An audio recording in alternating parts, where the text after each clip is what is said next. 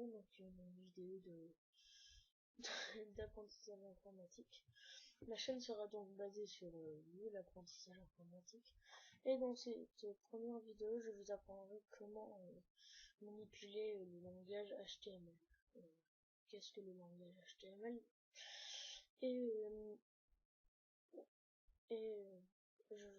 Je vais directement vous expliquer quels outils sont nécessaires.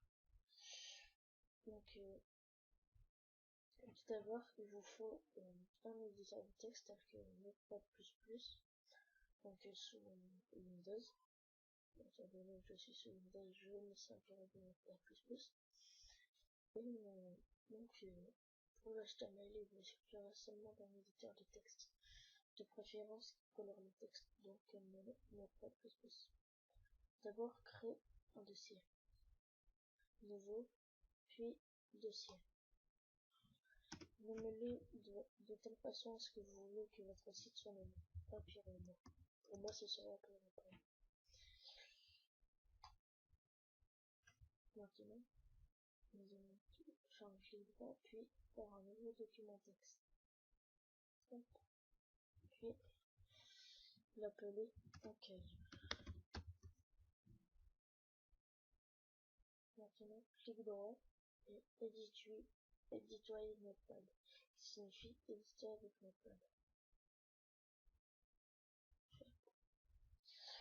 Ensuite, nous allons nous rendre dans encodage, puis encoder en UTF-8.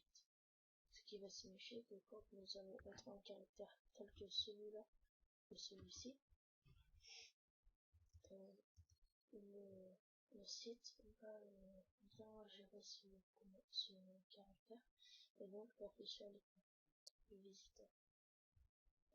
Ensuite, nous allons aller dans le langage, puis descendre jusqu'à la lettre H, diriger vers HTML, qui est un langage que je vais vous expliquer pas plus tard que tout de suite. Alors, tout d'abord, qu'est-ce que le HTML? Le HTML est un langage web qui va permettre à un navigateur web tel que Google, Firefox ou même encore Safari de développer sa page web. Donc, je vais vous donner un exemple. Regardez à l'écran.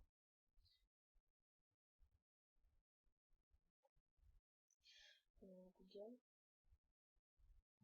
Donc, nous avons déjà un premier moteur de recherche. Puis, nous allons en avoir, on va voir deux autres moteurs de recherche. Donc, un qui se prénomme Safari. Donc, voici l'icône du moteur de recherche Safari. Voilà. Puis, un autre qui s'appelle Firefox. D'où on peut voir bien un renard, ici. Donc, voilà. Donc voilà une belle petite image, ou encore même celle-là. Et le logo, Google. Voilà. C'est celui-ci. Celui-ci ou celui-ci. En l'occurrence, c'est plus celui-ci. Donc, voilà. Nous allons revenir. Donc, comme vous pouvez le voir, Google est un moteur de recherche qui fait transiter votre machine, à savoir ordinateur, de page en page, de page web en page web. Admettons que là je vais écrire le site par un réseau social, Facebook, le plus connu. Hop. Et voilà, vous voyez que ici nous avons été redirigés vers une page, en l'occurrence, qui nous propose plusieurs choix de liens. De liens comment? De liens web informatique. Donc ici, dans cette barre de recherche, dans cette barre d'URL, nous pouvons voir le signe HTTPS. Que signifie-t-il? En fait, le HTTPS est une façon de protéger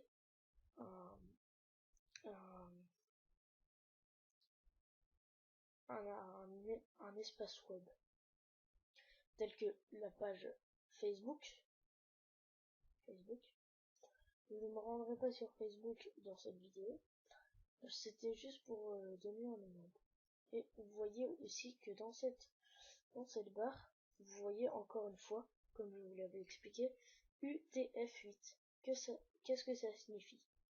Eh bien, d'abord, voilà, on a notre premier caractère qui peut s'afficher normalement. Par contre, si ce n'était pas en UTF-8, je ne pense pas que ça soit comme ça que ça fonctionne. Non, c'est exactement la même chose. Bref. Je ne pense pas que... Enfin, ça aurait fait ça.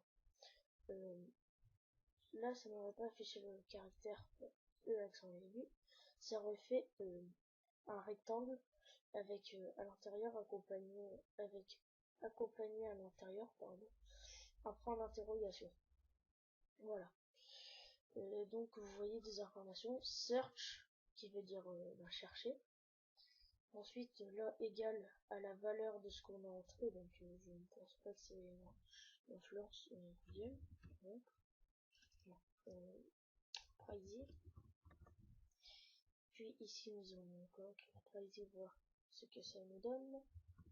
Je ne pense pas que ça... Ah, voilà. On change la variable, enfin la valeur de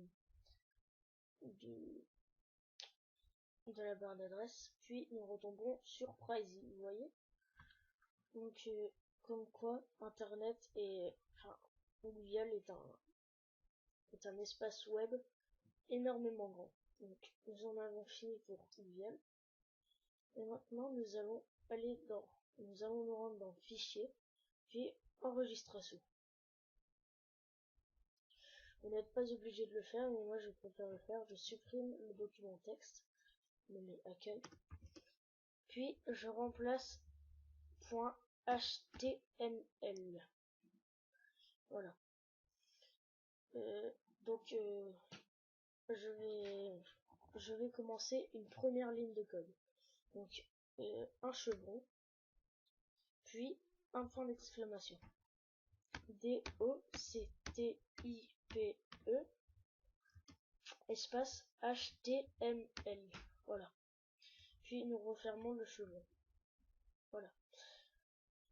Ensuite, nous allons ouvrir un chevron encore une fois. HTML. Voilà. Vous voyez que ça s'est mis en bleu. Enfin, le code s'est mis en bleu. C'est pour ça que je vous disais que je préfère que vous utilisiez Notepad ou un autre éditeur de trucs. Éditeur de texte, pardon, excusez-moi. Éditeur de texte qui colore le code. Donc voilà, on a notre balise HTML, on appelle ça une balise d'abord, excusez-moi. Puis en dessous de cette balise, donc à la ligne 3, donc vous voyez il y a 1, 2, 3. Donc nous allons écrire head qui signifie tête, enfin en tête. Donc ça ne sera pas visible à l'écran ce qu'il y aura dedans. Donc on va faire CTRL S qui est un raccourci du clavier. Puis pour enregistrer, nous allons nous rendre dans le fichier qui contient la page web. Et vous voyez l'icône suivie du nom. Donc le fichier HTML. Donc nous allons ouvrir cette page à l'aide d'un double clic. Puis vous verrez qu'elle est blanche. Puisqu'il n'y a pas encore de code entré dedans. Là, vous voyez bien que c'est écrit accueil.html. Mais nous, ce n'est pas le résultat qu'on entend. Donc, pour modifier ça, il suffit d'ouvrir un chevron et d'écrire TITLE. Ensuite, le nom de la page. Donc, moi, ce sera Apiro accueil. Et j'ai oublié de vous expliquer le fonctionnement des balises par paire. HTML, les trois premières balises sont des balises paires. Donc une balise paire, deux balises paires et trois balises paires. Qu'est-ce que je veux dire par là? en fait, paire, c'est-à-dire que on a une balise qui s'ouvre, qui englobe un texte, donc en l'occurrence apéro accueil, et qui la referme. Une balise qui se referme. Donc pour refermer une balise, chevron ouvert, slash, title et chevron fermé. CTRL S de clavier et vous allez actualiser à l'aide de F5. Et vous voyez que notre titre s'affiche correctement. Donc c'est une première victoire. Donc nous allons nous rendre à la ligne 5, donc cette ligne-ci, puis refermer la balise head, étant donné qu'on n'en aurait plus besoin. Donc voilà. Ensuite, une quatrième balise va faire son apparition. La balise body. Alors body, ça veut dire corps. Donc on imagine bien que le corps c'est ce qui va afficher du texte, des images, des liens et tout ça et tout ça. Donc pour faire tout simple, nous allons créer un paragraphe. Donc encore une nouvelle balise, c'est génial. La balise P. Alors qu'est-ce qu'elle veut dire? Eh bien cette balise va signifier que nous allons créer un paragraphe. Donc bonjour à vous les apprentis. Puis encore une balise par paire, dis donc il y en a beaucoup. Tac, on la referme, comme vous le savez bien, comme je vous l'ai expliqué. Et on actualise à l'aide de CTRL S, puis F5, et voilà. Bonjour à vous les apprentis, notre texte est bien affiché. Donc on peut modifier ce texte, comme ça. Comme vous le voyez, j'ai réussi. Ah, voilà une façon de tester notre UTF-8. Ah, j'avais oublié une balise qui va être très très importante. C'est la balise meta char7 égale caractère en HTML égale, alors là un nouveau caractère que se découvre, et les guillemets. Et là on va écrire UTF comme c'est écrit dans encodage, UTF-6 et 8, et on referme la guillemets, les guillemets, pardon. Ça, ce n'est pas une balise qui fonctionne par paire, donc à la fin de cette balise, on n'oubliera pas de refermer comme ceci. On enregistre, et là, vous voyez, on a bien écrit ça, et vous verrez que l'accent se met très bien. Voilà. Donc, on est content de nous, là, hein, bien sûr. Mais maintenant, comment faire pour que notre texte soit plus grand, étant donné qu'il n'est presque pas lisible?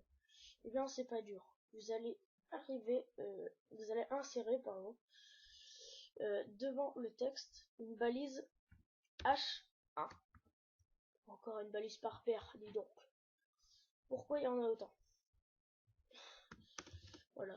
Donc une balise par paire qui va signifier que en gros le contenu, en l'occurrence le texte, sera en H1.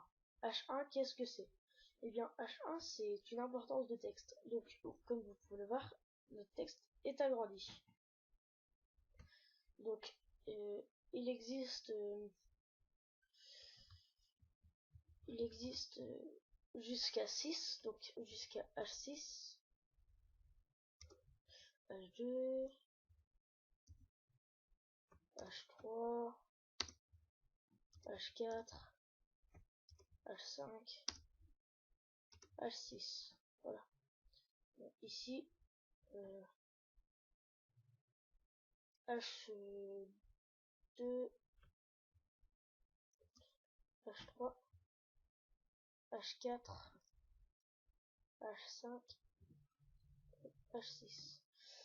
Donc ici on va écrire H1 pour que vous voyez bien que ça fonctionne. H2, H3, pardon, H4, H5 et H6. Enfin. Donc on enregistre à l'aide de CTRL S, puis on actualise à l'aide de F5. Et vous voyez que H1 plus important, H2 moins important, H3 encore moins important, H4 moins important, H5 encore moins important, et H6 c'est le dernier, donc le moins important de tout. Pardon. Donc voilà. Maintenant nous allons nous intéresser aux liens. Comment faire un lien d'abord? Un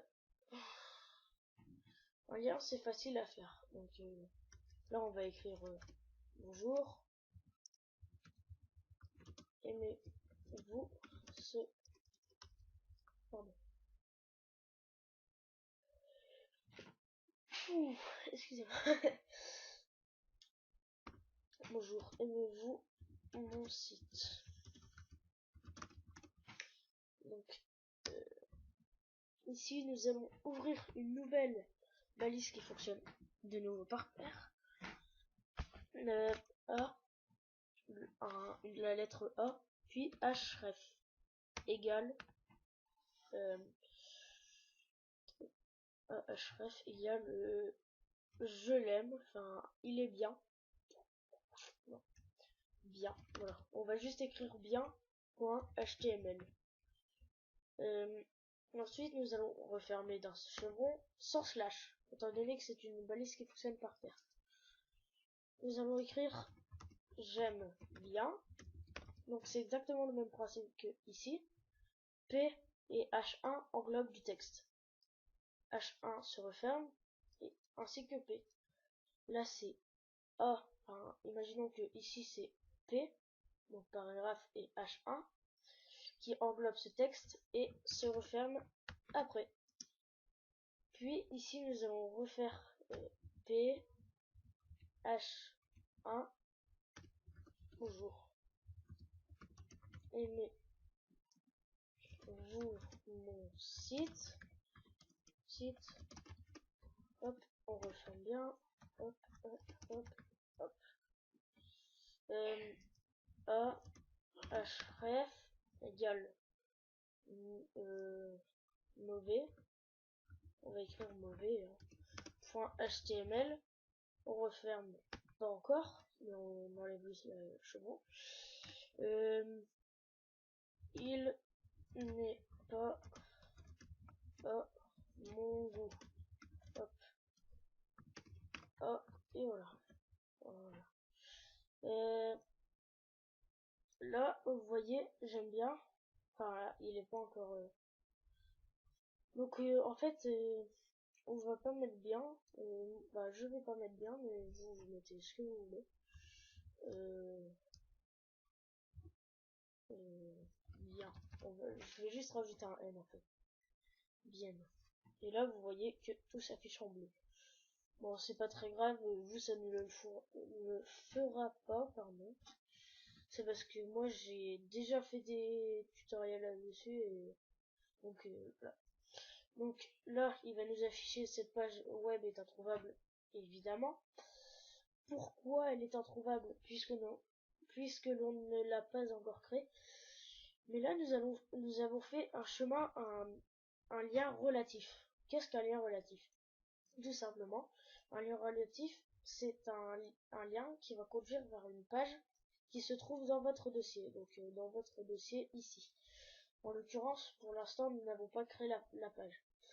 Donc, nous allons faire deux liens dynamiques, deux liens relatifs. Et les liens absolus, c'est ça par exemple, http, deux points, les deux barres, google.fr, je pense, .fr. Là, nous allons aller là, on clique, et normalement on est redirigé vers Google.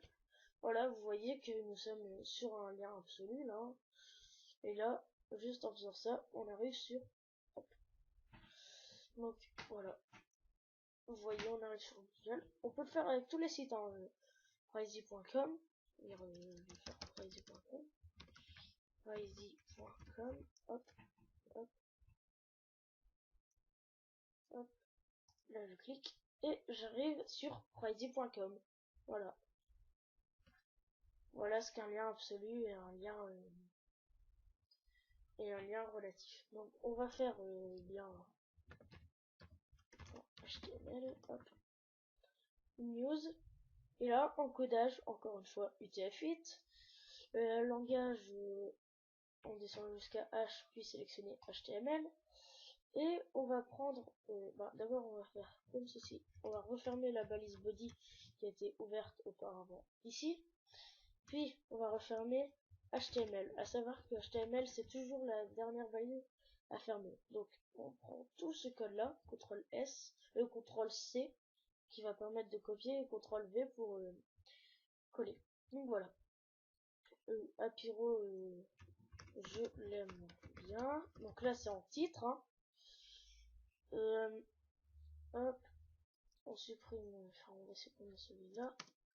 Hop, retour la page d'accueil. Hop, mince, j'ai mal écrit. Hop. Et là nous allons écrire la destination, donc accueil.html. Donc ici c'est bien.html, comme vous l'avez écrit bien sûr ici. Enfin, moi j'écris bien, mais vous avez écrit bien normalement.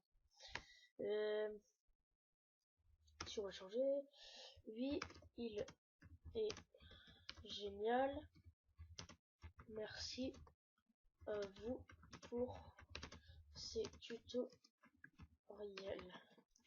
Bonne journée. Hop, voilà. CTRL S pour enregistrer. J'aime bien. Et là, on se retrouve là. Ouais, on a réussi à faire un lien relatif. Donc, on va faire ça. Et vous voyez qu'on repart bien ici. Donc, je vais vous l'expliquer. Donc, ici, on arrive sur cette page. On clique sur le lien j'aime bien. Puis, la destination indiquée. bien.html, et ici c'est écrit bien.html aussi. Donc c'est sûr qu'on va se retrouver sur cette page.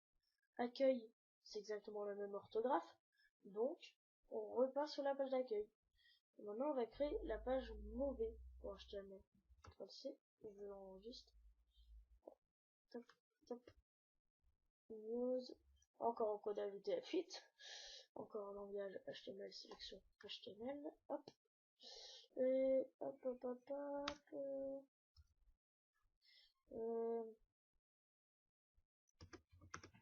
Accueil. HTML. Il n'est pas à mon goût. Retour ici. Il n'est pas à mon goût. Retour. Non, en fait je vais écrire je ne l'aime pas du tout. Et maintenant, allez-vous-en. Avec un gros point d'exclamation. Donc là, on va écrire mauvais.html. Mauvais.html. Hop, hop. Voilà. Elle n'est pas à mon goût. Je ne l'aime pas. Et maintenant, allez-vous-en. Retour. Et voilà, on atterrit bien ici. Donc, on a fait nos liens, nos paragraphes. Je vous ai présenté un peu le langage HTML. Et donc merci d'avoir regardé cette vidéo. On se retrouve la prochaine fois pour un nouveau langage Non, on va approfondir le HTML. On verra le CSS plus tard, qui est un autre langage assistant. On verra le CSS plus tard. Mais en attendant, on va approfondir son site, ses connaissances HTML. Donc merci d'avoir regardé ma vidéo. On a découvert le P, enfin le paragraphe, à quoi servait le feed, qu'il y avait des balises qui fonctionnaient par paire, mettre un titre à sa page, faire des liens, mettre une importance au texte. Et dans le prochain tutoriel, on va faire les champs de texte, les champs de texte, les couleurs de texte, différentes tailles de texte, donc des encore plus grandes, et peut-être que je vous montrerai des structures HTML. Donc merci d'avoir regardé cette vidéo, j'espère qu'elle vous a plu. Vous pouvez poster des commentaires s'il y a eu un problème au long de la vidéo. Merci d'avoir regardé cette vidéo et je vous souhaite une bonne soirée ou une bonne journée. À la prochaine. Hop.